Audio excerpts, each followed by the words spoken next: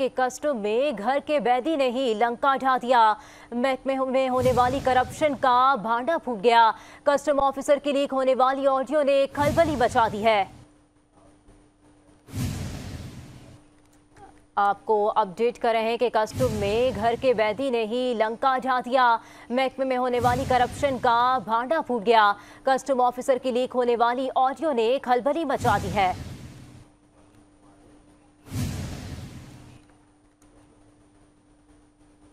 Call की, land number पे भी कॉल की, लेकिन सर आप बिजी होंगे क्योंकि सर जो बंदा भी डीजी कस्टम इंटेलिजेंस लगता है वो बिजी हो जाता है।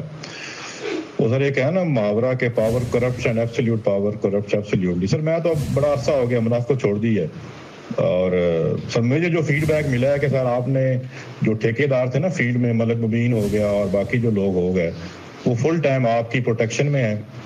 आप सर मेरा ये साउंड मैसेज किसी कोर्ट में भी ले जाएं, मुझे कंटेंट में बुला लें, चेयरमैन को सुना दें कि ये देखें एक जूनियर अफसर मेरे खिलाफ इस तरह की गलत बातें कर रहा है। तो सर मैंने तो गिलगत में भी यही किया था कि गलत को गलत कहा था, सही को सही कहा था।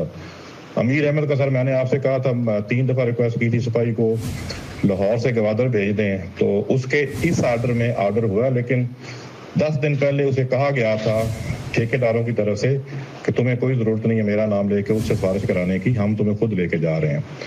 तो रमजान का मैंने कहा था, वो आपने नहीं किया। सर वो तो चुके किसी ठेकेदार ग्रुप में नहीं है, बेचारा गरीब आदमी मस्कीन सा मेरी तरह। चले सर आपको मुबारक हो डीजीशिप, आप सर मतलब पूरे जोशो खरोश से डीजीशिप करें। और सर मेरा तो फीडबैक पूरा यही है कि मुबीन ठेकेदार, ज़िया भट्टी ठेकेदार है और वो सारे ठेके सर वैसे ही चल रहे हैं। अब उसने जो वेयर हाउस बेचना है क्वेटा का, कुछ वो सामान बेच चुका है, कुछ जो सर हनीफ कुर्द को आपने वापस ले लिया हेडक्वार्टर में, अब अगले ऑर्डर में शायद आप उसे क्वेटा भेजेंगे, आप शायद ना भेजें जो मैंने कह दिया। तो वो पूरी डील उसने की वहाँ पे हो चुकी है वेयर हाउस से सारा सामान बेचने की, बीटल नट और इस तरह की लटरन पटरन। तो वो 2 करोड़ की शायद मंथली उसकी है तय हुई है कि उसने 2 करोड़ लेना है इनसे।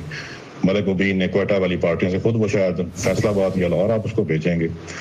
तो बस सर मुझे बड़ी सर मायूसी हुई, दुख हुआ आपके रवैये से कि चदर के मुकाबले में आप उतने करप्ट तो खैर नहीं है जितने चदर साहब माशाल्लाह थे, लेकिन सर आपने भी कसर क्यों नहीं वैसे छोड़ी जो वो करप्ट माफिया जिनके ठेके चलते हैं, मलिक मुबीन, ज़िया भट्टी। इसी हवाले से बात करेंगे ब्यूरो चीफ कराची सुहेल शब्बीर से। सुहेल शब्बीर बताएगा, कस्टम ऑफिसर की लीक होने वाली ऑडियो ने खलबली मचा दी है, मजीद क्या तफसीलात हैं आपके पास?